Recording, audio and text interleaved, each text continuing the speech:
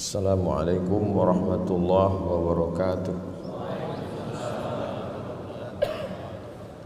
Alhamdulillah, Allahumma salli ala Sayyidina Muhammad ibn Abdillah wa ala alihi wa sahbihi wa man tabi'ahu wa mawalah. Allahumma allimna ma yanfa'una wa anfa'na bima 'allamtana innaka antal alimul hakim. Rabbi shrah li sadri wa yassir li amri wa hlul 'uqdatam min lisani yafqahu qawli. Qala al-Imam Muhyiddin Abu Zakaria Yahya bin Sharaf An-Nawawi fi kitabih Riyadhus Shalihin min kalami Sayyidil Mursalin nafa'ana Allahu bi'ulumihi fid dharain. Imam Nawawi berkata dalam kitab Riyadhus Shalihin, semoga ilmunya bermanfaat untuk kita dunia akhirat. Amin ya rabbal alamin. Bihi wa ilaihi, dengan sanadnya sampai kepada wa an Umar bin al-Khattab radhiyallahu anhu, dari sahabat Nabi Amirul Mukminin Umar bin Khattab radhiyallahu anhu. Hadis 418.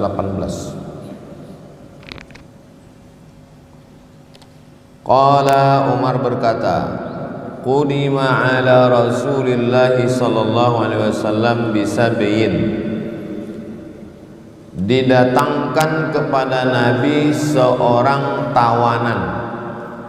Ceritanya tentang perang, dibawa tawanan. Fa idza mara'atun minas sab'i tas'a, ada seorang perempuan tawanan berjalan.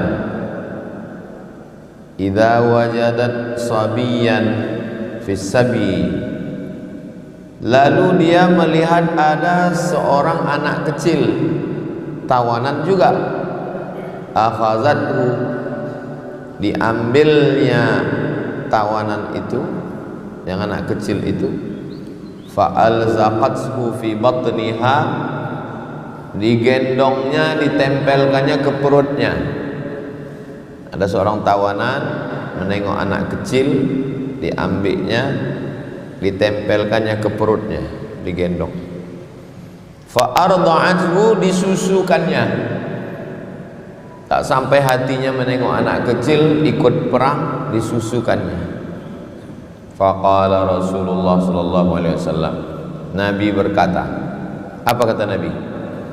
Atarawna hadhil mar'ata tarihatan waladaha finnar, menurut kalian mungkinkah perempuan ini membuang anak kecil ini ke dalam api?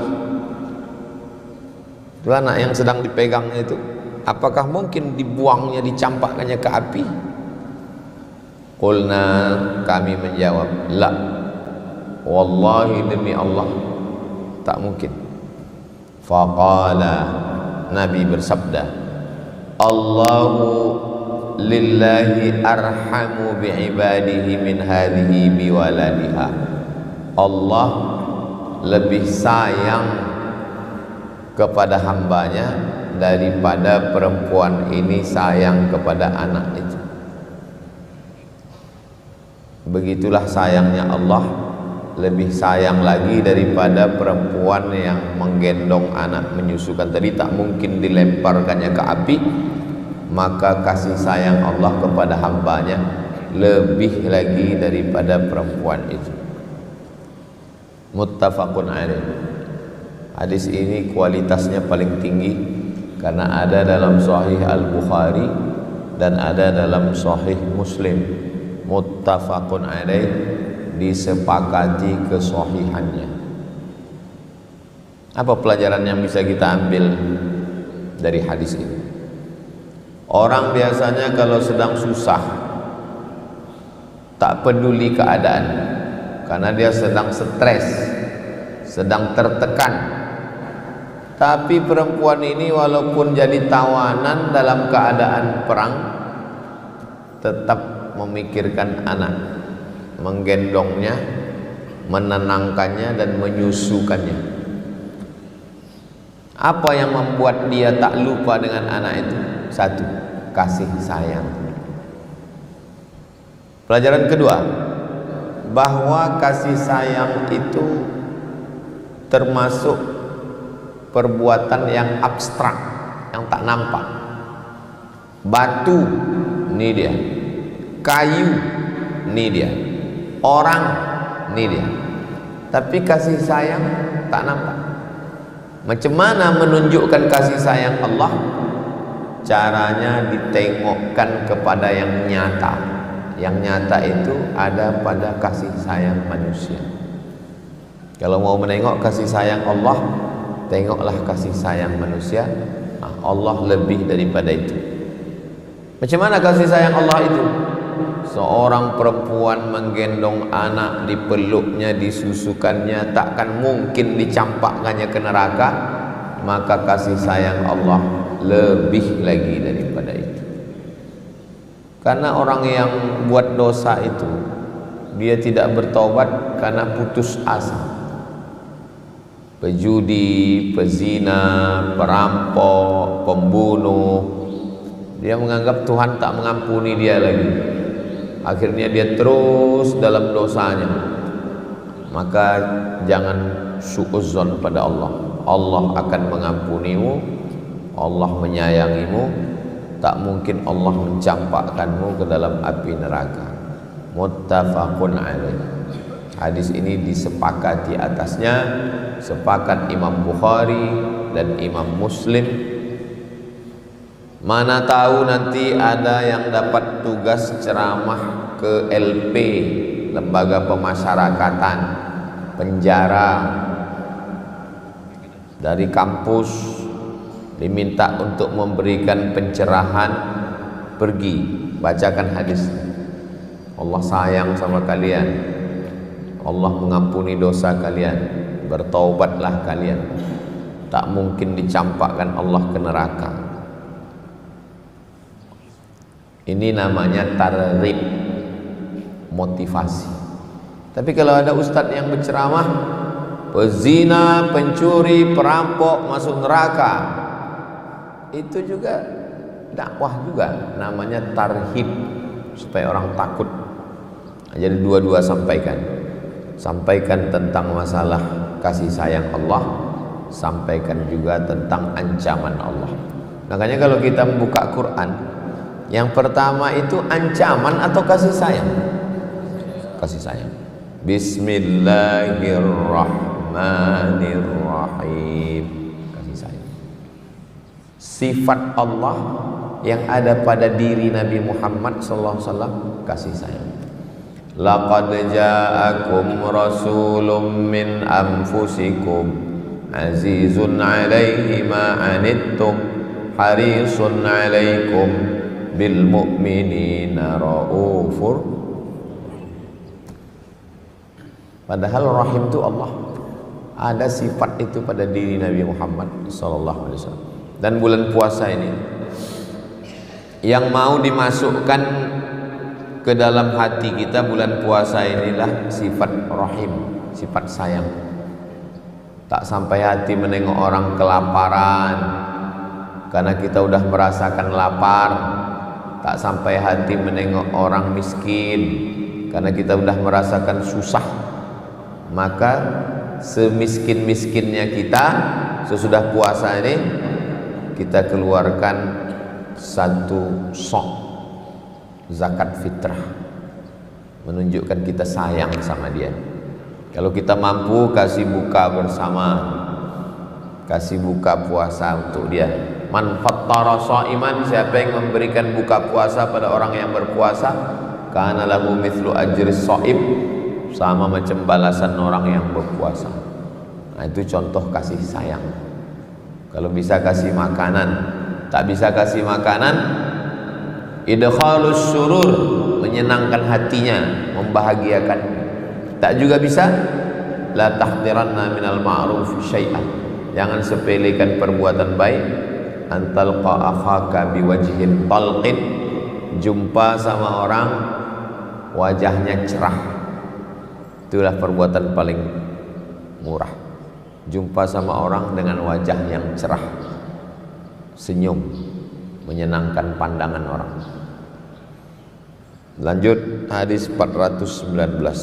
Wa an Abi Hurairah, dari Abu Hurairah radhiyallahu anhu qala, dia berkata, qala Rasulullah SAW, Rasulullah bersabda, lamma khalaqallahul khalqa, ketika Allah menciptakan makhluk, kataba fi kitabin, tertulis di kitab, fahuwa indahu fawqal arsh, kitab itu di atas arasy. Jangan bayangkan Allah duduk di atas arasy. Maksud Allah di atas arasy, maksudnya Allah Maha Kuasa. Itu menurut Ahlus Sunnah wal Jamaah. Karena kalau dikatakan Allah di atas, berarti batal dua ayat. Walam yakul lahu kufuwan ahad. Ayat yang kedua, laisa kamitslihi syai'un. Allah tak sama dengan makhluk. Tak boleh membilang Allah di atas. Dalam kitab Aqidah Tahawiyah, Allahu munazzahun 'anil jihadis sitt. Allah Maha suci dari 6 arah. Dia tidak di atas, dia tidak di bawah, dia tidak di kanan, dia tidak di kiri, dia tidak di muka, dia tidak di belakang. Karena itu sifat makhluk. Jangan sampai kita menyamakan Allah dengan makhluk. Apa tulisannya? Inna rahmati, sesungguhnya kasih sayangku, rahmatku, taghlibu ghadabi, mengalahkan murkaku. Ini rahmatnya, ini murkanya. Murka dia, marah dia, kalah murkanya ini disebabkan rahmatnya. Jangan putus asa. Wa fi riwayatin, dalam riwayat lain, 2 riwayat, inna rahmati, kasih sayangku, ghalabat, mengalahkan ghadabi. Beda yang pertama sama yang kedua. Yang pertama tadi fi'il mudhari, ghalaba yaghlibu. Yang kedua nih, Allah sudah mengalahkan murkanya dengan rahmatnya. Memang betul ada Asmaul Husna itu Al-Muntaqim, yang menghukum, Al-Jabbar, yang memaksa, Al-Aziz, yang kuasa. Tapi di situ juga ada Ar-Rahman, yang penyayang, Ar-Rahim, yang kasih. Maka kalau berdakwah lebih didulukan Ar-Rahman, Ar-Rahim, Basyiran wa Nazira. Basyir dulu, kabar gembira, baru Nazir, peringatan. Wa fi riwayatin, riwayat ketiga, sabaqat ghadabi, rahmatku, kasih sayangku, sabaqat, lebih dulu, mendahului, murkaku, ini marahku, ini azabku, ada yang lebih dulu. Rahmatku, kasih sayang Allah Subhanahu wa ta'ala. Jadi Allah itu tidak digambarkan sebagai dewa yang kejam, penuh dengan azab, tidak begitu. Tapi dia lebih pada kasih sayang. Hadis ini pun tinggi, muttafaqun alaih. Ada dalam Sahih Al-Bukhari, ada dalam Sahih Muslim. Kita lanjutkan 420. Wa anhu, dari Abu Hurairah, sama dari Abu Hurairah juga. Qala, dia berkata, sami'tu Rasulullah, aku mendengar Nabi Muhammad sallallahu alaihi wasallam bersabda, yaqulu, apa kata Nabi? Ja'alallahu rahmata mi'ata juz'in. Rahmat itu ada 100. Kalau diumpama, yang tak nampak ini diumpamakan dengan yang nampak. Yang abstrak diumpamakan dengan benda. Iman contohnya, iman. Iman itu kan tak nampak. Nah, maka dalam Quran diumpamakan dengan yang nampak. Iman itu perumpamaannya kasajaratin thayyibatin, seperti pokok kayu yang bagus. asluha sabitun, akarnya terhunjam ke tanah, wa far'uha fis sama, cabangnya ke langit. Macam mana iman itu? Iman itu macam pokok kayu, kokoh, akarnya ke tanah, cabangnya ke langit. Terbayanglah kita, oh perumpamaan. Nah, kasih sayang Allah itu macam mana? Kasih sayang Allah itu 100. Fa amsaka indahu tis'atan wa tis'in, 99 disimpan Allah. Simpan dulu yang 99, nanti dikasih di surga. Mudah-mudahan kita mendapatkannya insyaallah. Yang 1 kirim ke bumi. Wa anzala fil ardi juz'an wahidan, yang 1 diturunkan ke bumi. Famin dzalikal juz'i yatarahamul khalaiq, gara-gara yang 1 itulah kita berkasih sayang. Ini kan ada rasa kasih sayang di dalam hati kita ini. Ini jamaah nih ada sayangnya ke saya. Saya pun ada sayang saya ke kita. Itu gara-gara yang 1 itulah. Berebut-rebutlah kita memperebutkan yang 1. Dicampakkan Allah 1, kita pun berebut dan dapat kita. Fa'amsaka indahu hatta tarfa'ad dabbatu hafiraha, sampai binatang mengangkat kakinya. Tidak ada anak gajah mati ditimpa kaki gajah, tak ada. Tak ada dalam sejarah anak gajah mati ditimpa kaki gajah. Kenapa? Sampai binatang itu pun mengangkat kakinya. Binatang gajah mati karena disinso, dipotong lehernya untuk mengambil gading. Polisi sedang menangkap tukang bunuh gajah. Hatta tarfa'ad dabbatu, sampai binatang mengangkat kakinya, an waladiha, tidak ada kucing betina memakan kucing, anak kucing tak ada. Kucing jantan mau. Makanya kalau ada orang punya kucing, sayang dia ke kucing itu, dipisahkan anak kucing dari kucing jantan. Takut kucing jantan tuh mau makan kucing jantan, karena kucing ini itu takut dia saingannya. Tapi kucing betina enggak. Khasyata an tusibahu, dia takut kakinya ini kena ke anaknya. Sampai begitu sayangnya binatang. Kenapa? Dapat rahmat. Ada binatang yang sayang ke anaknya, tapi ada manusia yang memasukkan janin ke dalam kresek, dibuang ke sungai. Jadi waktu diturunkan 1 rahmat, ular dapat, gajah dapat, singa dapat, orang tak dapat. Orang kalau sudah tak ada kasih sayang dalam hatinya, raskin pun dijual. Bayangkan itu, raskin itu beras untuk orang miskin, sanggup dijual. Padahal itu subsidi penuh. Tabung gas orang miskin, minyak untuk orang miskin pun diambil. Tak ada lagi kasih sayang dalam hati, mengalahkan binatang. Itulah makna ayat ulaika kal an'am, mereka macam binatang, balhum adall. Wa fi riwayatin, dalam riwayat lain, inna lillahi ta'ala mi'ata rahmah, Allah punya 100 rahmat.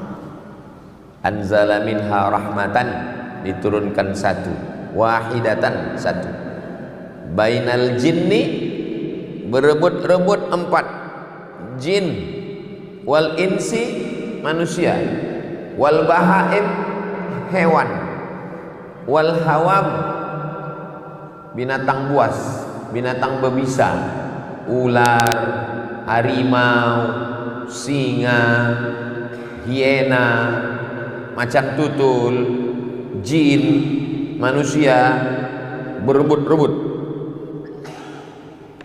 Fabiha yata'atafun, dengan satu rahmat itulah mereka bersikap lembut. Kalau ada orang yang bersikap lembut, dapat dia. Kalau ada orang yang kasar, tak dapat. Kalah dia sama ular sawah.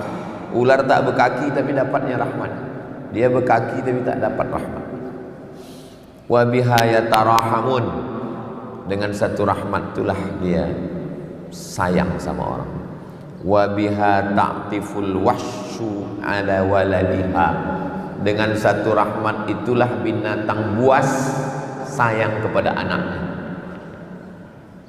Kalau mau menang lomba lari, cobalah larikan anak babi. Siapa yang mau menang lomba maraton 17 Agustus, cari anak babi, larikan satu. Sejahat-jahatnya babi, masih sayang sama anak babi. Maka kalau ada orang tak sayang ke anaknya, berarti lebih parah dari babi. Wahsya binatang berbisa, binatang buas. Wa biha ta'tiful wahsyu, gara-gara satu rahmat itulah binatang buas itu sayang kepada anaknya.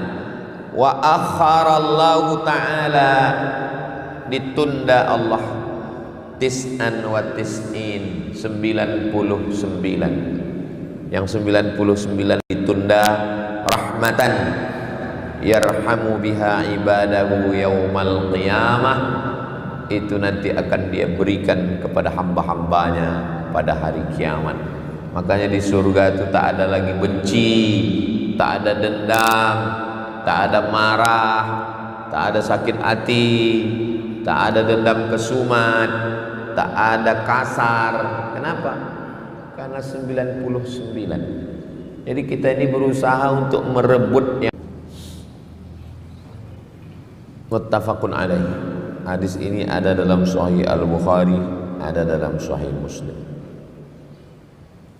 Wa rawahu Muslim. Orang Persia.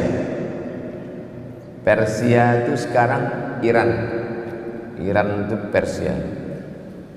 Qala, dia berkata, qala Rasulullah sallallahu alaihi wasallam, Rasulullah bersabda, inna lillahi ta'ala mi'ata rahmatin, Allah punya 100 rahmat. Faminha rahmatun, ada satu rahmat, yatarahamu bihal khalqu bainahum, gara-gara satu rahmat itulah kita berkasih sayang.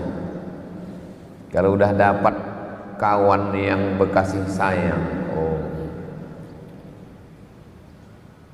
saya cuma punya saudara kandung satu orang. Jadi saya lebih banyak dapat kasih sayang dari kawan. Yang menyambut saya di Kairo tahun 98, kawan. Tak pernah jumpa, hanya surat menyurat. Belum ada WhatsApp, belum ada Google.com, belum ada Yahoo. Pakai surat. Saya kirim pakai pos, dibalasnya bersurat-surat, dijemputnya saya ke airport.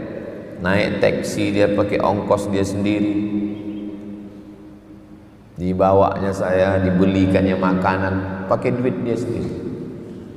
Nanti kalau kau ke Kairo, bawa obat sakit kepala, bawa obat mencret, bawa minyak angin, bawa bumbu pecal, bawa sambal, sampai sedetail itu. Sampai di airport dibawanya, sampai disambut di Wisma Nusantara, dibawanya ke sekretariat kelompok studi mahasiswa Riau. Waktu itu anak Riau di Kairo 75 orang. Sampai balik kemari 2008, dia juga ngasih kabar, ini ada berita tes di UIN, ada kau beli di Riau Pos, beli koran Riau Pos 2008, beli koran Riau Pos, cari iklan tes dosen, tak ada di muka, rupanya kecil aja segini. Penerimaan dosen. Nanti kau ikut tesnya, bahasa Arab, bahasa Inggris, sampai akhirnya saya menjenguk dia di rumah sakit awal Bros Panam. Tak dikasih dokter masuk, hanya menengok dia di layar aja. Doakan dia, kena COVID, meninggal. Ustadz Dr. Johar Arifin, saya antar jenazahnya sampai ke liang lahat, membacakan talqin di kubur. Sampai kemarin emak beliau meninggal pun saya. Jadi kalau dapatlah kawan yang baik ini, saya yakin kalian pun begitu juga. Masa kuliah, masa belajar di sini ada dapat orang-orang yang luar biasa. Tapi biasanya orang baik ini cepat meninggal. Kawan yang jahat-jahat tak mati-mati, meninggal. Muda, tak sampai 50 meninggal. Anaknya 3 orang. Alhamdulillah silaturahim kami tetap tersambung sama adik-adik. Banyak kawan saya baik-baik. Pulang saya kemari mau mengajar di UIN tak bisa, tak ada ordal orang dalam. Dimasukkan saya ke Masmur, mengajar di Masmur oleh Ustadz Dr. Firman Surya, dia alumni Maroko. Kau aku masukkan ngajar di sini, man. Kelas internasional buka. Nih ada kelas internasional. Kau ngajar di sini pakai bahasa Arab. Karena aku dengar kau S2 hadis di Maroko. Ya. Ngajar tempat abang sini. Mengajar saya di kelas internasional Usuluddin 11 tahun. Yang memasukkan saya situ Ustadz Nur Hadi Hussein. Namanya Ustadz Nur Hadi Hussein, tapi di paspor Nixon. Ustadz Nur Hadi Hussein, orang Rokan Ompek Koto, Rokan Hulu. Sesudah ujung Batu belok kiri. Jadi banyak kawan-kawan baik. Ada kasih sayang sampai hari ini tetap tersambung. Ya tarahamun.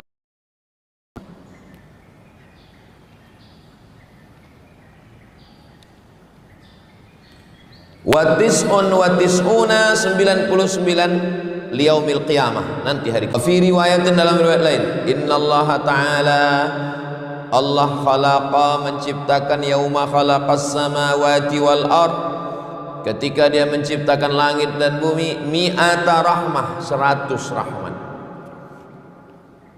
Kullu rahmatin tibaq, satu rahmat itu ada levelnya. Tibaq ada levelnya. Satu level itu berapa luas? Ma bainas samai wal ardh, berapa kilometer dari bumi ini ke langit. Itulah luasnya satu rahmat. Berarti 100 itu ke atas. Faja'ala minha fil ardi rahmatan, satu rahmat diturunkan ke bumi. Fiha ya ta'tiful walidatu ala waladiha, dengan satu rahmat itulah seorang ibu sayang ke anaknya. Wal wahsyu, binatang buas. Wat tayru, burung. Ba'duha ala ba'd, saling sayang menyayang. Fa idza kana yaumul qiyamah, nanti pada hari kiamat, akmalaha bihadhihi rahmah, disempurnakan Allah satu rahmat itu. Dulu kau berebut-rebut yang satu, sekarang ku kasih kau 99, lengkaplah dia 100 rahmat. Itulah kenapa orang masuk surga itu bukan karena ibadah, masuk surga karena rahmat. Kita masuk surga bukan karena puasa ini, bukan karena sholat, bukan karena sedekah. Masuk surga, la yudkhilal jannata ahadakum amaluhu, kamu masuk surga bukan karena amalmu. Wala anta ya Rasulullah, engkau pun tak masuk surga karena amalmu. Wala ana, aku pun tak masuk surga karena amalku. Lalu kenapa masuk surga? Illa ayyataghammadani Allahu bi rahmatih. Masuk surga karena rahmat Allah, karena kasih sayang Allah. Hadis terakhir 421. Wa anhu, dari Abu Hurairah juga radhiyallahu anhu, Allah meridainya, anin nabi, dari Nabi Muhammad SAW, fima yahki anhu an rabbih, dia meriwayatkan dari Tuhannya, hadis qudsi. Kalau ada kalimat fima yarwihi an rabbih, fima yahki an rabbih, qala Allahu azza wa jalla, itu namanya hadis qudsi. Aznaba abdun zamban, ada satu orang buat dosa. Faqala, dia berkata, Allahumma ghfirli, ampunkan zambi, dosaku. Faqala Allah tabaraka wa ta'ala, Allah membalas. Apa kata Allah? Aznaba abdi, hambaku sudah buat dosa, zamban, satu dosa. Fa'alima, dia tahu, anna lahu rabban, dia punya Tuhan, yaghfiruz zamba, yang mengampuni dosa, wa ya'khudhu bidzambi, yang akan menghukum dosa. Summa ada, kemudian dia balik ke jalan yang benar. Summa ada, kemudian dia ulang lagi, fa aznaba, dia berdosa lagi. Faqala, dia berkata, ay rabbi, ya Tuhanku, ighfirli, ampunkan aku zambi, dosaku. Faqala ta'ala, apa kata Allah? Aznaba abdi zamban, hambaku buat dosa. Wa alima anna lahu rabban, dia tahu bahwa dia punya Tuhan, yaghfiruz zamba, yang mengampuni dosa. Wa ya'khudhu bidzambi, menghukum dosa. Summa ada, kemudian dia balik lagi, fa aznaba, dia buat dosa. Faqala, Allah berkata, dia berkata, ay rabbi, ya Allah, ighfirli dzambi, ampunkan dosaku. Faqala tabaraka wa ta'ala, 3 kali. Apa kata Allah? Aznaba dzambi abdan, hambaku melakukan dosa. Fa'alima anna lahu rabban, dia tahu bahwa dia punya Tuhan, yaghfiruz dzamba, mengampunkan dosa. Wa ya'khudhu bidzambi, menghukum dosa. Qad ghafartu li abdi, hambaku ini sudah kuampunkan dosa-dosa. Falyaf'al ma syaa, hendaklah dia melakukan apa yang dia mau. Ini hadis nih kalau salah-salah paham, orang korupsi terus nih. Ini kalau hadis nih salah paham, kalau gitu Tuhan mah pengampun, gas saja lah terus gitu. Nah, mudahnya itu, cincai lah Tuhan nih katanya. Makanya tak bisa mengambil pemahaman dari satu hadis, tengok hadis-hadis lain, dikumpulkan beberapa hadis baru jadi satu hadis. Ini maksudnya motivasi untuk bertaubat, bukan motivasi untuk buat dosa. Satu hadis tuh bisa dia punya pisau 2 mata. Satu hadis bisa dipahami motivasi untuk berbuat dosa, tapi hadis ini sebetulnya motivasi untuk bertaubat. Allah tidak pernah menutup pintu taubat. Wa qauluhu ta'ala, ucapan falyaf'al ma syaa, hendaklah dia melakukan semau dia, artinya madama yaf'alu hakadha, selama dia bertaubat, yuznibu wa yatubu, dia bertaubat, aghfirulah, ku ampunkan dosanya. Fa inna taubata, sesungguhnya taubat, tahdimu, menghancurkan ma qablaha, dosa-dosa yang sebelumnya dihancurkan taubat, diberikan Allah ampunan, taubat nasuha. Itu hadis 421. Itulah kajian hadis kita subuh ini. Berikutnya kita jawab beberapa pertanyaan sampai pukul 7 kurang. Habis itu kita sholat sunat isyraq 2 rakaat insyaallah.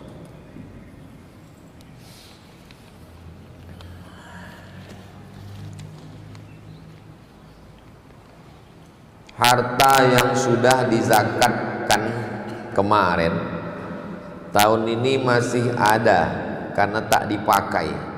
Wah, banyak betul. Apakah tahun ini harus dizakatkan lagi? Selama jumlahnya masih di atas nisab, wajib dizakati. Berapa nisabnya? 85 gram emas. 85 gram emas. Kalau dihitung pakai rupiah sekarang, sudah dibagi oleh Basnas, dibagi 12, sebulannya 7.600.000. 7.600.000, 41.000 kali 12, 91.692.000. Siapa yang punya duit 91.692.000, maka tiap tahun mesti dikeluarkan 2,5%. Siapa yang punya duit 91.692.000, tiap tahun dikeluarkan 2,5%. Kalau 100 juta, 2,5 juta. Kalau 1 miliar, 25 juta tiap tahun. Saya anjurkan biar mudah mengingatnya, keluarkan zakat Ramadan. Saya Ramadan terus mengeluarkan zakat, Pak Ustaz. Itu zakat fitrah.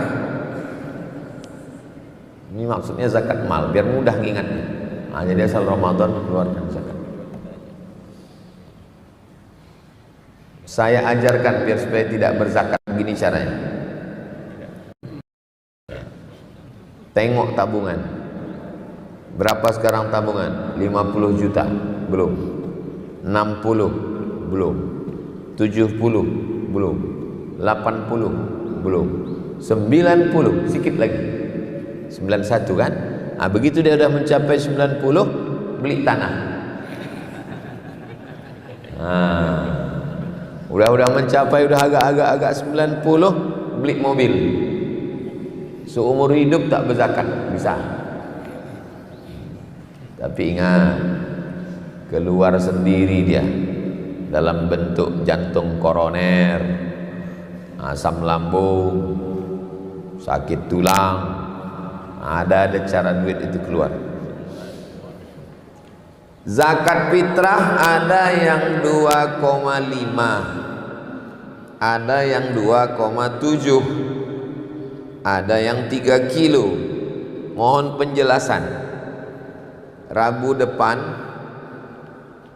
saya akan praktekkan, kita masukkan beras ke dalam mud.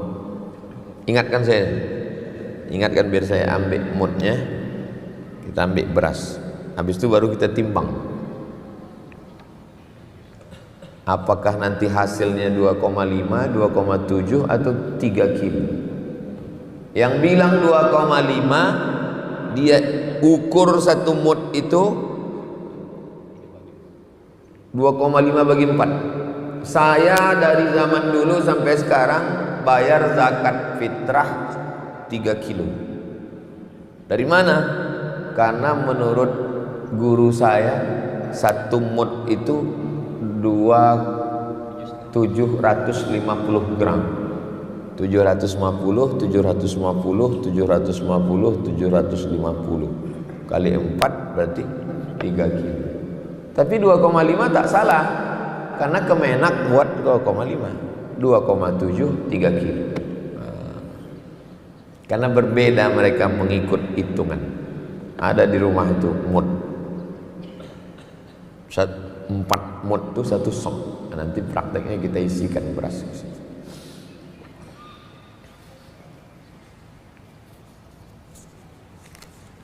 Orang tua yang sudah lemah, orang tua yang udah lemah macam mana?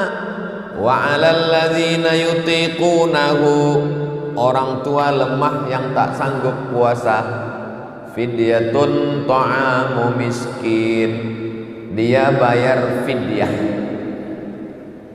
Fidyah seminim-minim fidyah 1 mud 750 gram beras sehari.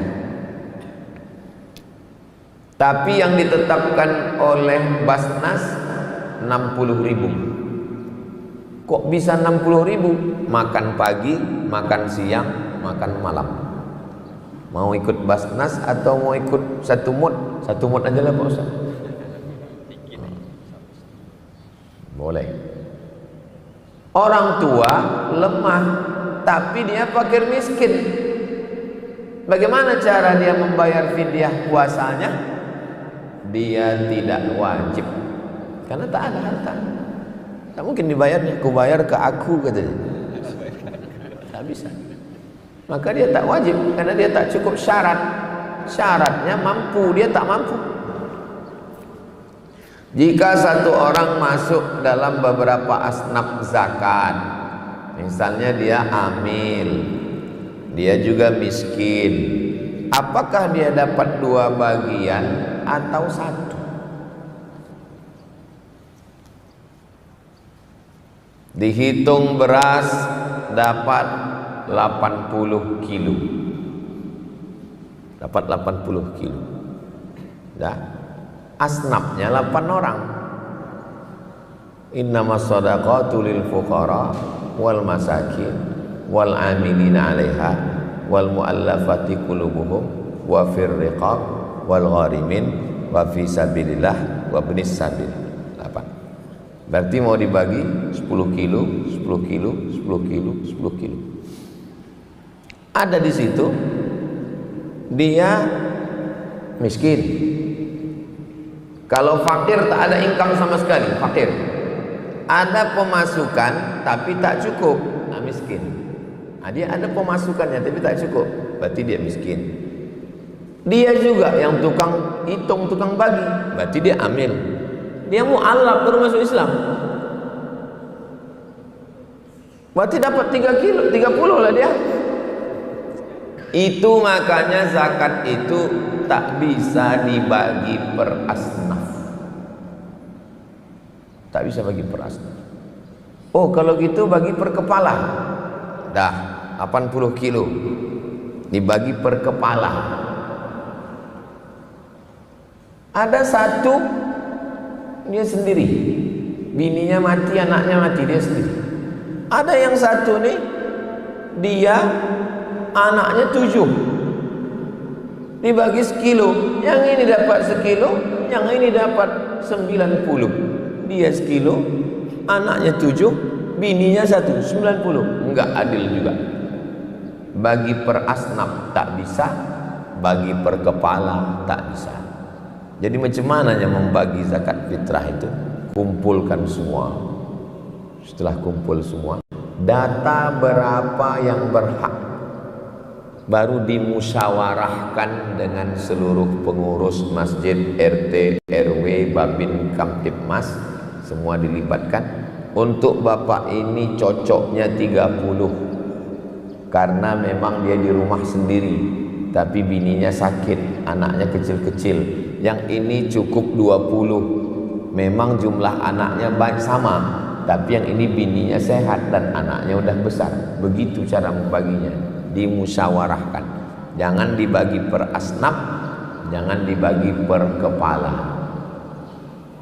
3 cara. Per asnaf tak bisa, per kepala tak bisa, dimusyawarahkan. Makanya waktu musyawarah, RT, RW, polisi, tokoh masyarakat dilibatkan semua. Nenek mama libat semua. Bagaimana pendapat Ustadz mengenai nisab zakat profesi yang ditetapkan oleh Basnas 85 gram emas 14 karat? Ikuti aja, karena Basnas itu di dalamnya itu ulama-ulama, tak berani mereka main-main. Ikuti. Kenapa tidak emas 22 karat? Berapa harga emas 24? Berapa harga emas 24 karat sekarang 3 juta. 3 juta kali 85, 255 juta. Bagi 12, 21 juta. Siapa yang berzakat? Tak ada orang berzakat. 21 juta sebulan. Kepala dinas itu pun dah pakai duit korupsi sudah. Berapa gaji pokok? Ingat waktu bupati di Jawa menunjukkan slip gajinya, berapa gaji bupati? 5 juta. Bupati yang mantan preman tunjukkan. Kalau tahu aku begini tak ikut aku ke pilkada kemarin katanya. Cuma 5 juta gaji. 21 juta sebulan. Tak ada. Itu maka dipakai. Jadi dari mana mereka memutuskan itu? Maslahat. Maka ikuti 7,6 sekarang per bulan. Kenapa di Indonesia nuzul Qur'annya 17 Ramadan? Di antara 3 pendapat 17, 21, 24. Menurut Ustadz mana yang paling kuat? Buka tafsir Ibnu Katsir. Tafsir Ibnu Katsir namanya Tafsir Al-Qur'anil Azim. Di pembahasan Inna anzalnahu fi lailatul qadr. Buka di pembahasan Syahrul Ramadan alladzi unzila fihi al-Qur'an. Ada yang mengatakan turunnya tanggal 1, ada yang mengatakan tanggal 1, ada yang mengatakan tanggal 3, ada yang mengatakan tanggal 5, ada yang mengatakan tanggal 7. Yang mengatakan tanggal 17 sebagian mazhab Syafi'i. Dalilnya wa ma anzalna ala abdina yaumal furqan. Al-Quran yang kami turunkan ketika 2 pasukan bertemu. Yaumal taqal jam'an. Ketika 2 pasukan bertemu, saat itu kami turunkan Al-Quran. 2 pasukan bertemu itu 17 Ramadan, perang Badar. Itulah dalil kenapa di Indonesia itu peringatan nuzul Qurannya 17 Ramadan. Kenapa Mesir peringatannya 27? Berdasarkan hadis. Taharru lailatul qadri fil ashril awakhir min Ramadan. Carilah Lailatul Qadar di 10 terakhir. 10 terakhir yang mana? Yang ganjil-ganjil. 21, 23, 25, 27, 29. Di antara yang 5 ini yang mana? 27 yang paling kuat. Kesimpulannya Lailatul Qadar itu rahasia Allah. Tak ada yang tahu. Kalau tahu betul Lailatul Qadar itu 21, tak usah kita tarawih malam lain. Cukup malam 21 itu aja. Kau tak datang, dah malam 21 83 tahun. Lailatul Qadar itu rahasia Allah. Cara mengisinya, hidupkan tiap malam dari malam 1 ke malam 30. Cara menghidupkannya, maghrib berjamaah, isya berjamaah, tarawih, witir, tadarus, tidur, sholat sunat wudhu, sholat sunat taubat, sholat sunat tahajud, sholat sunat hajat, istighfar, makan sahur, tunggu subuh berjamaah. Salamun hiya hatta matla'il fajr. Itulah caranya. Kenapa kita beriktikaf malam 21? Nabi menyuruh taharru lailatul qadr. Pas malam 21 hari Rabu depan. Nanti kita buat iktikaf Rabu depan dari mulai jam 1 masuk sampai jam 2 tahsin. Jam 2 sampai jam 3 tahajud. Jam 3 sampai jam 4 tadabbur ayat.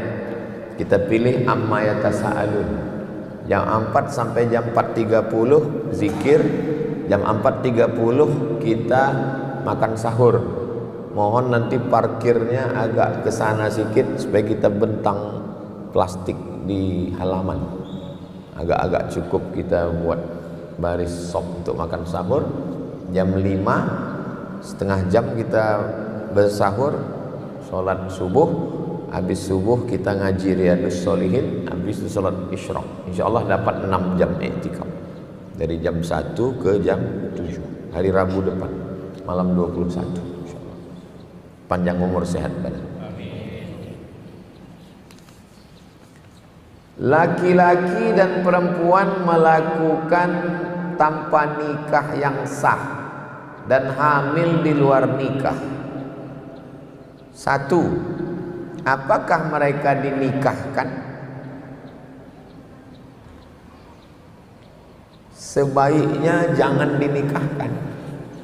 Karena kalau mereka dinikahkan, 4 efeknya. Efek pertama,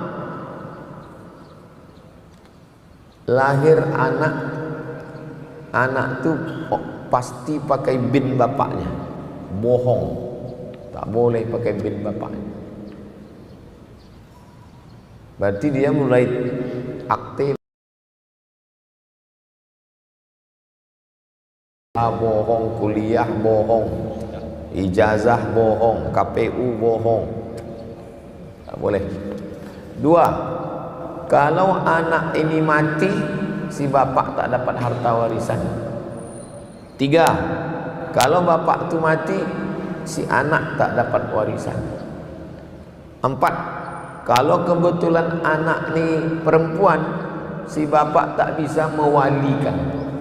Makanya kalau ada orang hamil, pisahkan aja,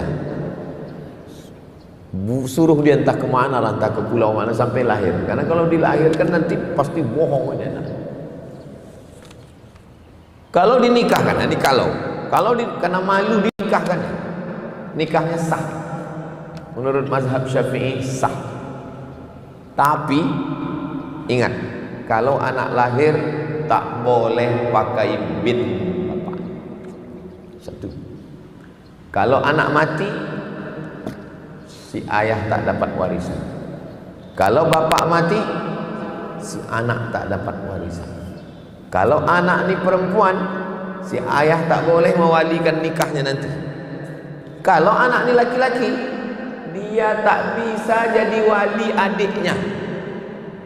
Karena hubungan dia dengan adiknya saudara seibu. Sedangkan yang bisa jadi wali seayah seibu. Lebih berat bebannya dinikahkan. Jelas? 2. Bagaimana status anaknya? Status anaknya bersih, suci. Tak ada anak zina. Ma min mauludin illa yuladu 'alal fitrah. Setiap anak yang lahir ini dalam keadaan fitrah, suci. Jangan katakan anak zina. Terus kalau tak bisa pakai bin ayahnya, pakai bin apa? Pakai bin ibunya. Di Indonesia tak berlaku, tak ada orang pakai bin ibu. Nah, maka kalau buat akte, paksalah bin Abdillah, anak hamba Allah. Macam sedekah dari hamba Allah. Hamba Allah. Bagaimana hukumnya perempuan minum obat untuk menunda haid untuk puasa? Tak boleh. Kenapa umroh boleh? Karena daruratnya tinggi. Ongkos umroh 40 juta. Hanya berangkat setahun sekali. Kalau dia tak makan obat, tak bisa tawaf, maka makan obat karena daruratnya tinggi. Sedangkan puasa, bulan muka masih bisa, bulan muka apa makan obat? Jangan makan obat, tak boleh. Keluarga saya, ponakan saya, istri tak ada makan obat. Jangan makan obat karena mau puasa. Bagaimana hukumnya menghirup asap rokok saat puasa? Hisapnya batal puasa. Kalau dia tak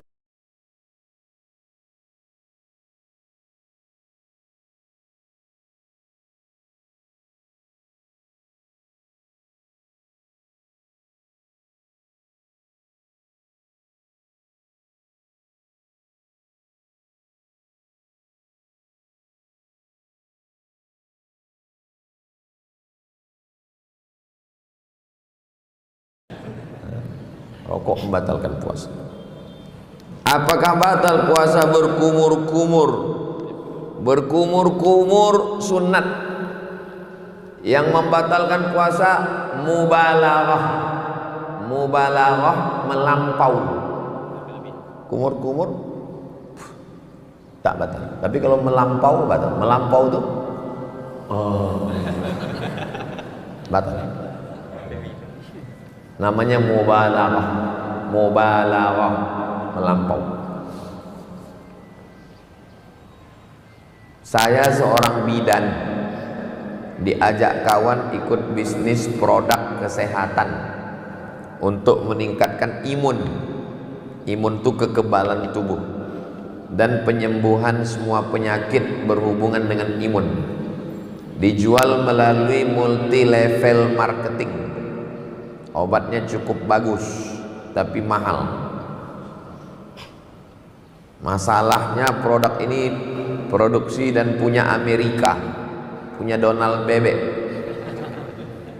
Karena Amerika adalah penyokong Israel, jadi saya takut untuk menjual produknya.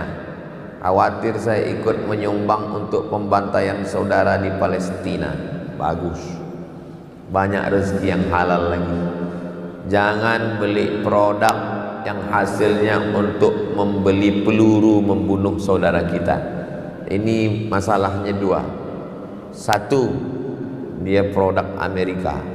Dua, multi level marketing itu bermasalah. Multi level marketing hukumnya haram. Kenapa multi level marketing itu haram?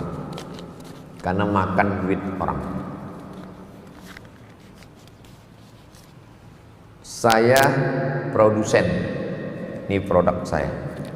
Saya minta Bapak Alfadino untuk menjualkan.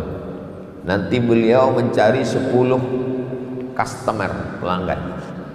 Customer tuh bayar ke beliau. Dia dapat persen dari orang-orang itu.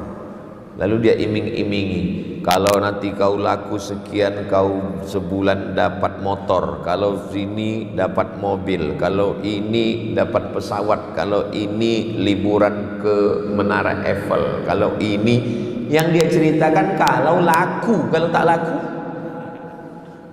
Padahal dia dapat duit itu bukan dari produknya, tapi dari iurannya. Bukan dari harga barang itu, tapi ada iuran. Duit itulah yang sebetulnya diputar. Itu namanya skala Ponzi. Jadi duit orang yang diambil, ambil duit orang, ambil duit orang, ambil duit orang, ambil duit orang. Dari 10 itu yang bisa menjalankan paling cuman 3, 7. Duit orang 7 inilah yang diambil. Zalim. Tak berkah. Duit hantu dimakan setan.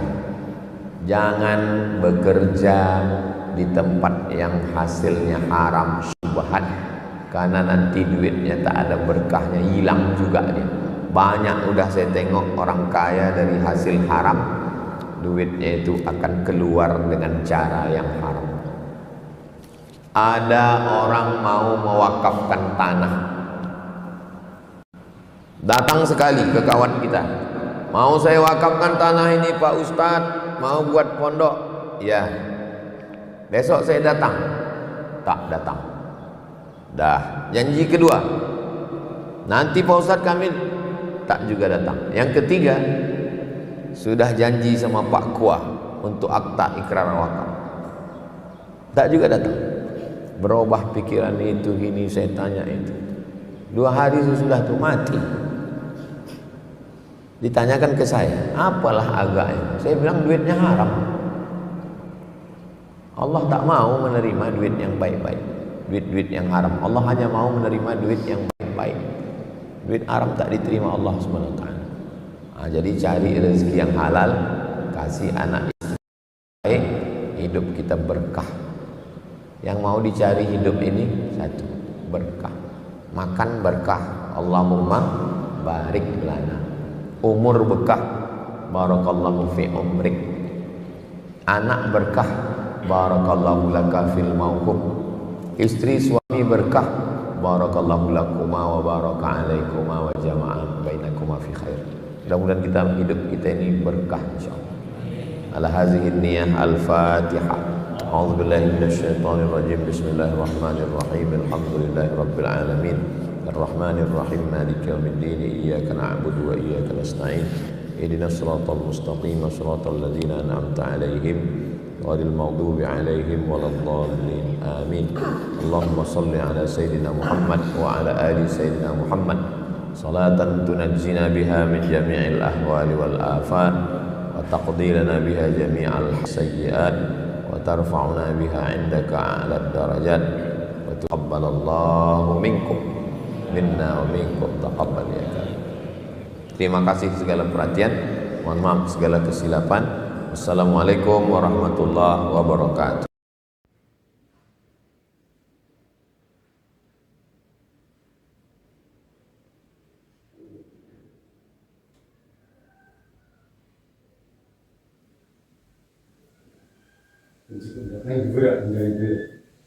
Dia cakek itu jadi dia semangat paling gitu ya. Ya, cakek itu orang rumah. Dia semangat. Wes ada sih. Ya sama iklan ini. Ya dia semangat.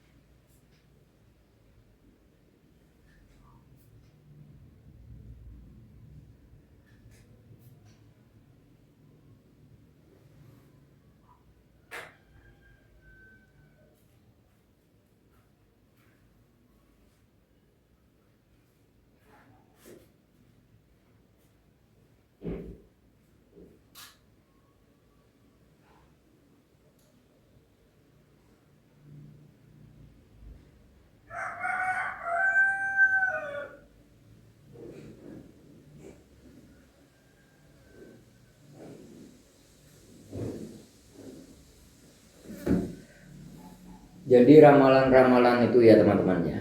Ramalan-ramalan itu ya ada yang akurat, ada yang mirip, ada yang kebetulan. Jadi ramalan-ramalan itu sebenarnya itu prediksi ya, prediksi seperti ramalan cuaca, ramalan Jayabaya, ramalan Sabtu Palon, terus ramalan Semar, ramalan Jowo, ramalan Primbon, ramalan Weton. Jadi jenis-jenis ramalan itu banyak sebenarnya. Tapi kalau kebenarannya itu ya 100% itu tidak ada.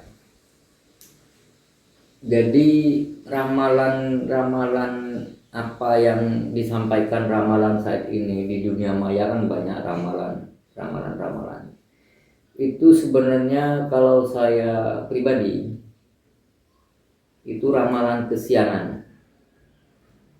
Karena dulu di zaman Nabi Musa sudah ada ramalan itu, termasuk ramalan bintang-bintang gitu.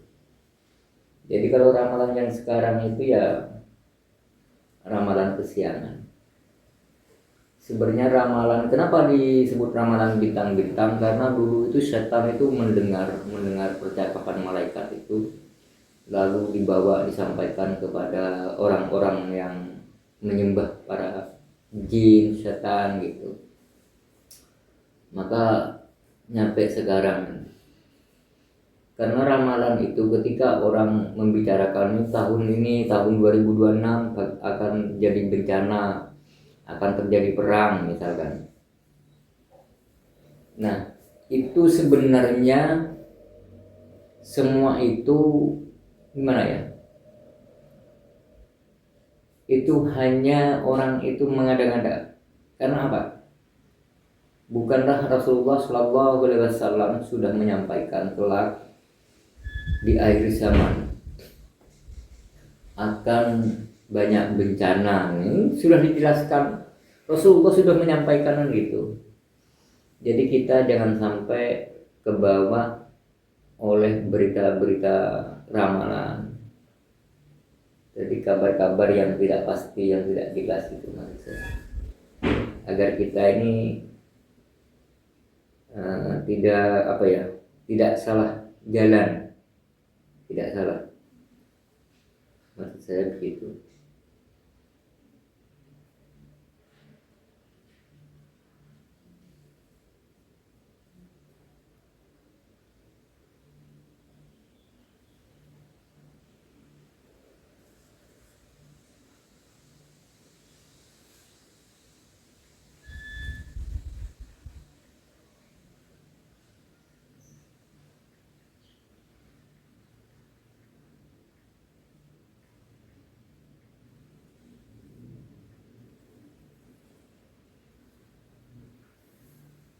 Karena sekarang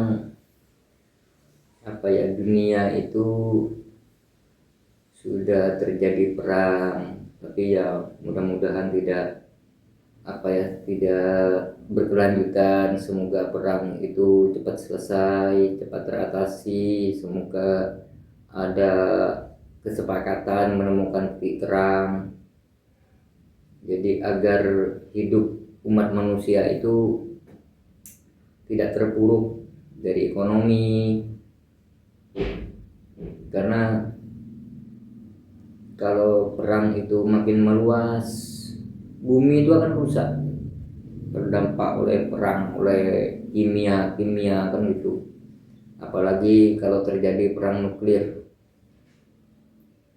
bahaya banget ya. Jadi semoga di tahun-tahun ini cepat selesai perang itu ya, semoga tidak berkelanjutan kan gitu.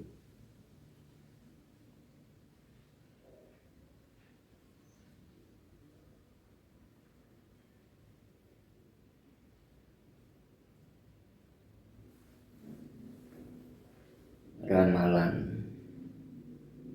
sekarang banyak ya. Ini saya lagi nonton channel di Narasi Ramalan. Ramalan tahun ini begini, ramalan tahun ini begini kan gitu. Terus lagi ini ada lagi apa yang namanya, berita ramalan.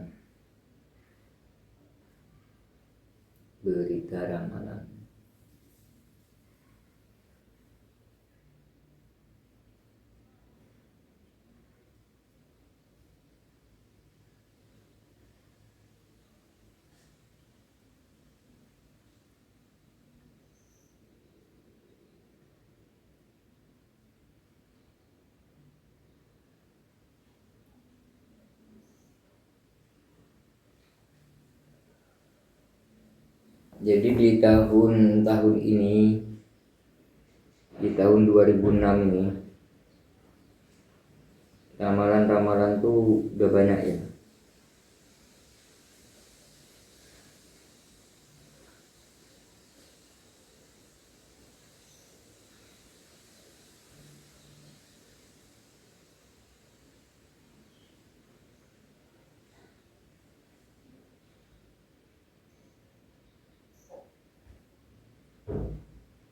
Sudah banyak ini.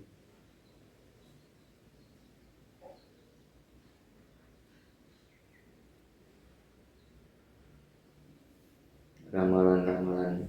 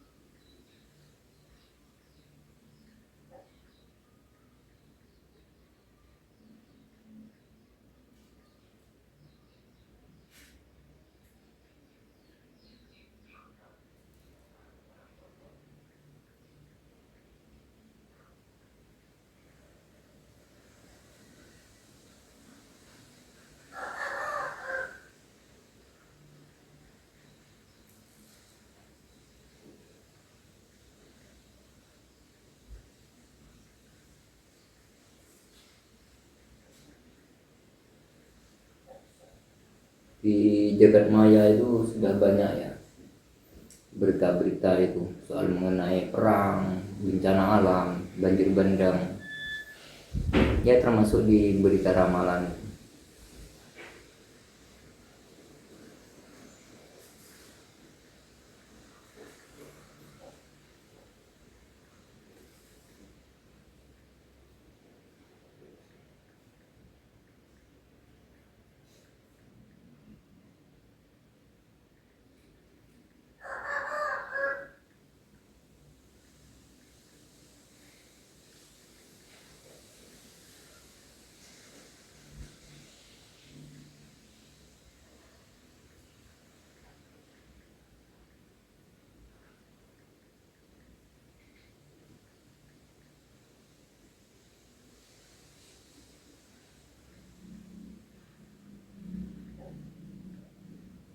termasuk berita ramalan Jayabaya ya kan.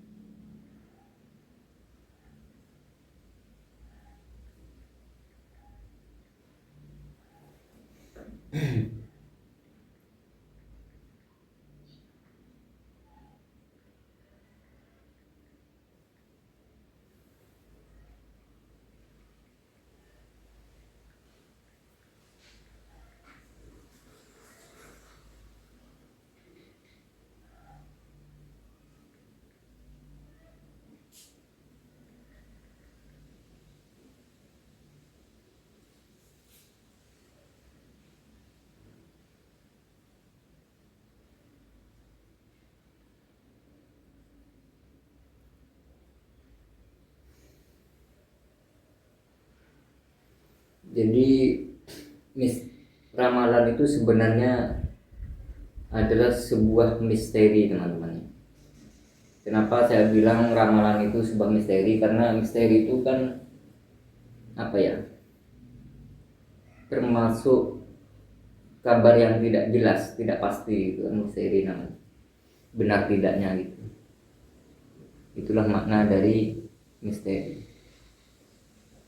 Kan ada tuh channelnya siapa itu, misteri ramalan, ramalan.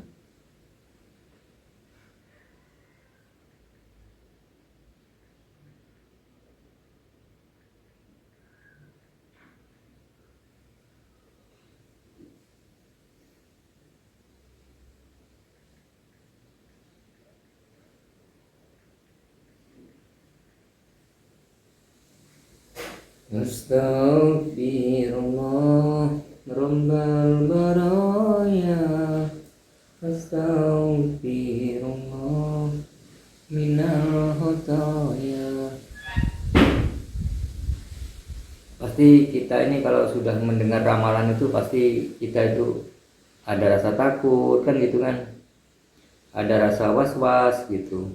Jadi maka dari itu saya sarankan pada teman-teman tidak usah apa ya dimasukkan hati, karena ramalan itu suatu yang tidak pasti gitu. Karena apa yang terjadi di muka bumi ini itu semua atas kehendak Allah, bukan semata-mata karena manusia gitu. Tidak ada orang yang tahu apa yang akan terjadi.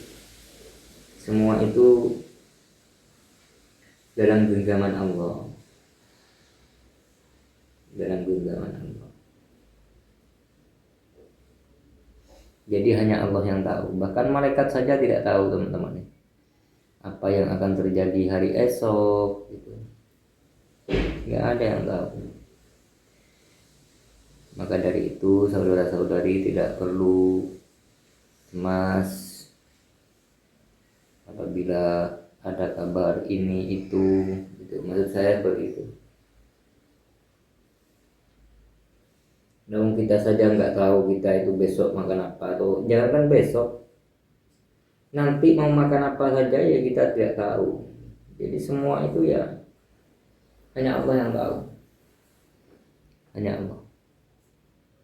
Tak satu pun manusia yang tahu. Jadi untuk itu saudara-saudari dimanapun berada tidak perlu cemas apabila mendengar berita ini itu gitu.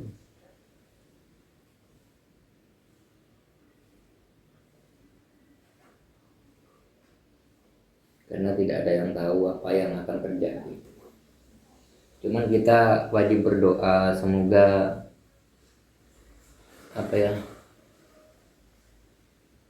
tidak terjadi suatu apa-apa gitu. Itu kewajiban kita. Hanya berdoa saja.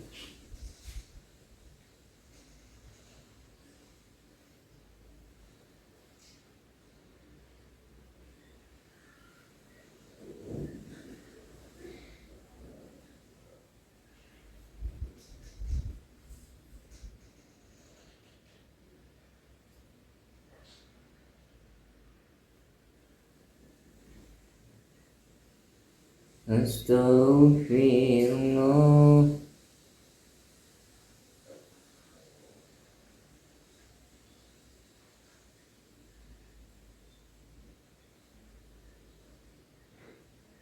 Memang sekarang kan lagi zaman perang kan gitu, tapi ya semua itu tidak ada yang tahu. Semua itu rahasia Allah. Tak satu pun malaikat yang tahu, apalagi cuman kita sebagai umat manusia gitu.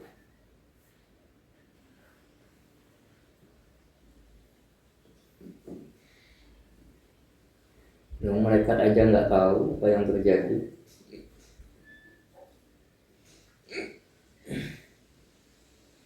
Jadi semua ini serahkanlah kepada Allah.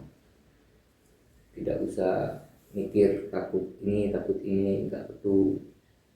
Tidak ada yang perlu ditakutkan di dunia ini kecuali takutlah atas perintah Allah. Dan Allah tidak menakut-nakuti kita. Kita itu wajib makna takut kepada Allah itu seperti ini. Kita itu harus takut apa yang dilarang Allah. Maksudnya itu apa yang diharamkan Allah, seperti itulah. Itulah makna takut. Maksud saya seperti itu.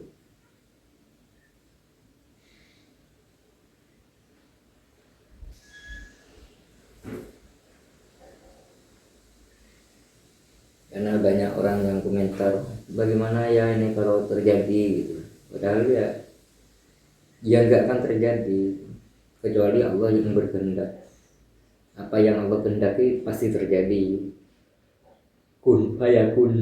Tapi kalau manusianya besok bakal terjadi ini, ya nggak mungkin terjadi.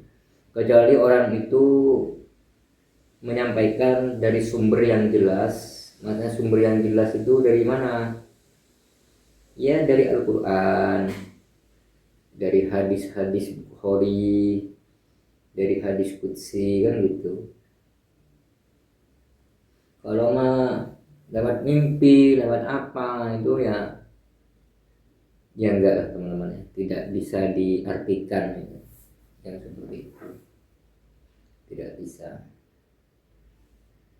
karena itu semua tidak termasuk. Tidak. Cuman kita sebagai manusia ya itulah harus ikhtiar dan berdoa agar kita itu dapat perlindungan dari Allah. Itu harus.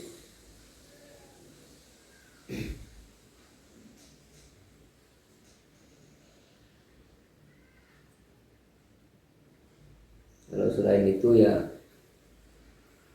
nggak ada.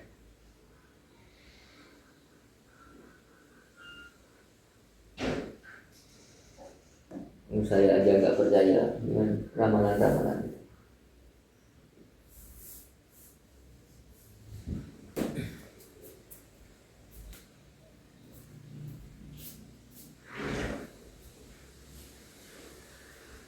Dan apa tadi kaki deh? Kaki baca. Sampai ke batu ini. Ke batu ini bisa tak? Dulu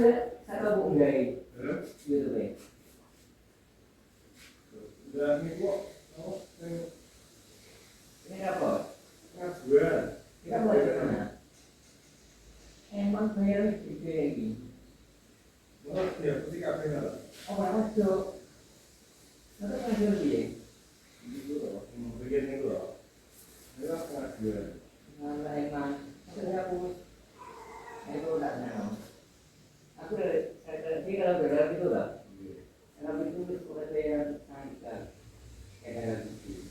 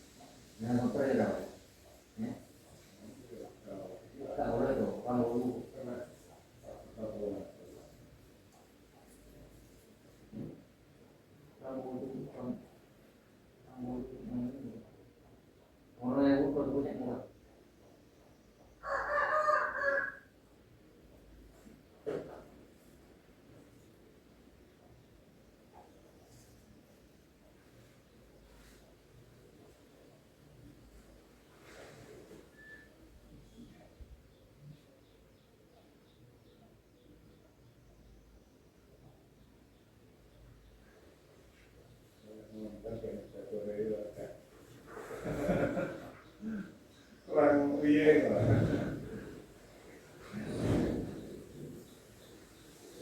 Yang itu zaman dekor jalan tuh. Nanti deket rekam tuh kan ini juga jalan tuh.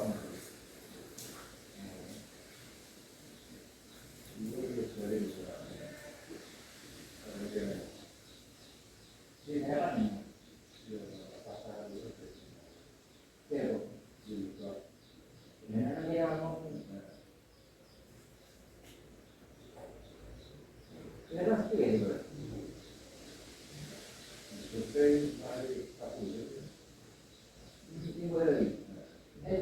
mimpi.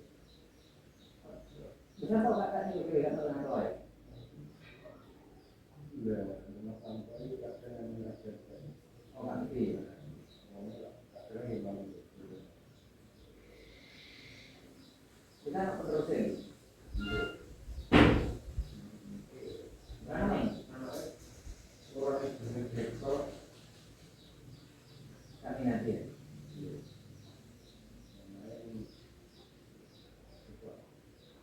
Kopi menurut.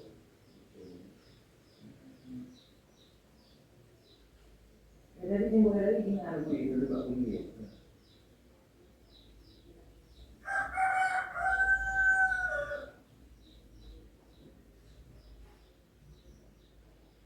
Guru ya syukur lah. Kata-kata itu. Banyak gede.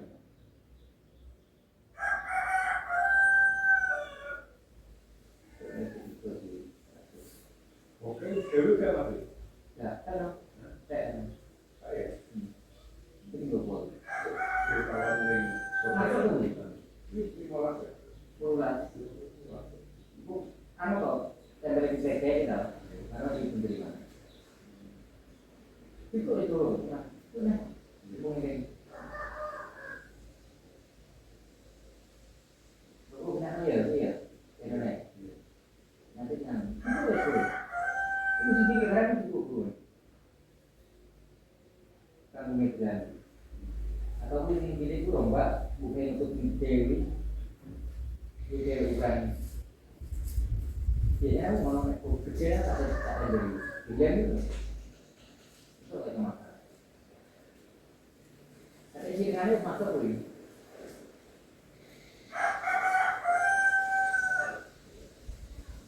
Itu juga nopo. Itu saya mikir gitu.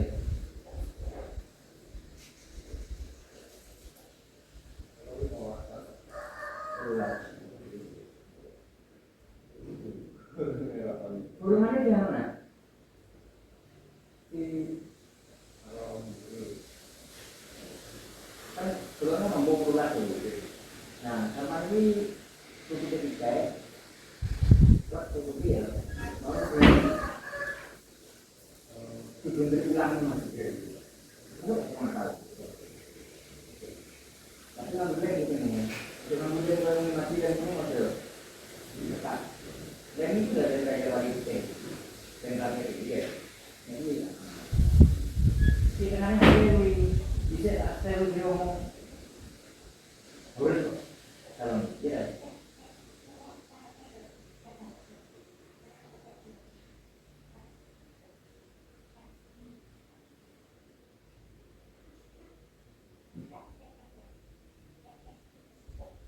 Ada mulai dari bisa orang tua tak mulai.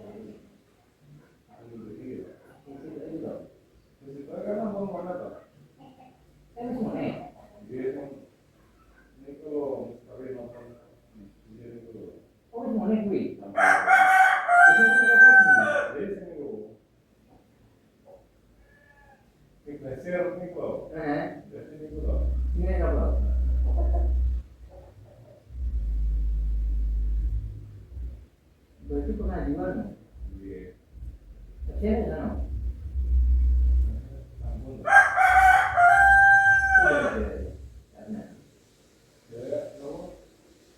Itu ya?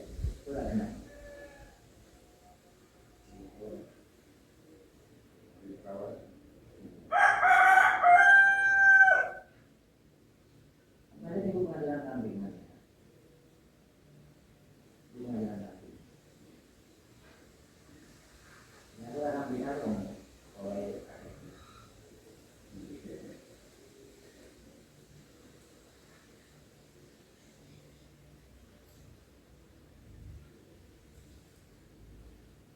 Ada lagi yang blog atau jadi sama tuh.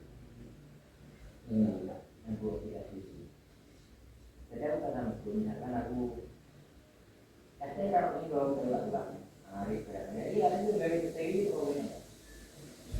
Misalkan saya mulai bangun,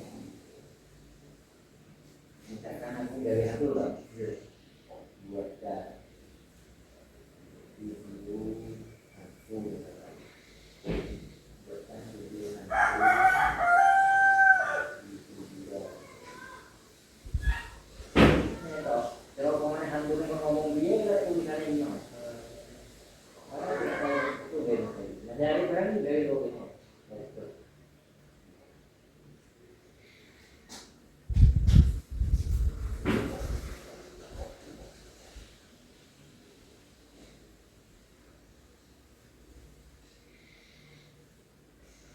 Dari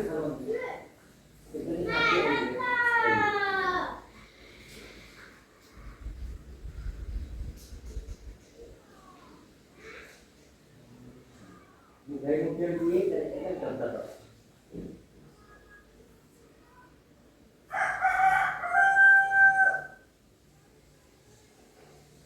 Ini ada mobil.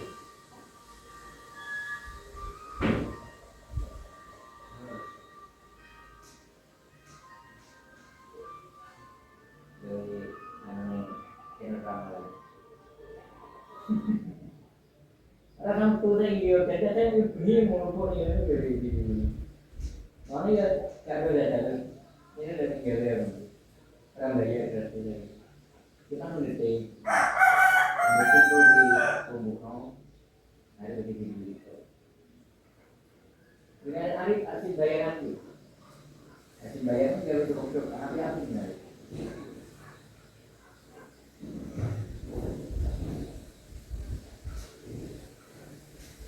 Ini kan belum tahu, ya. Nah, dan ini kan sudah. Emang dia, mau belum gitu. Orang-orang itu dulu.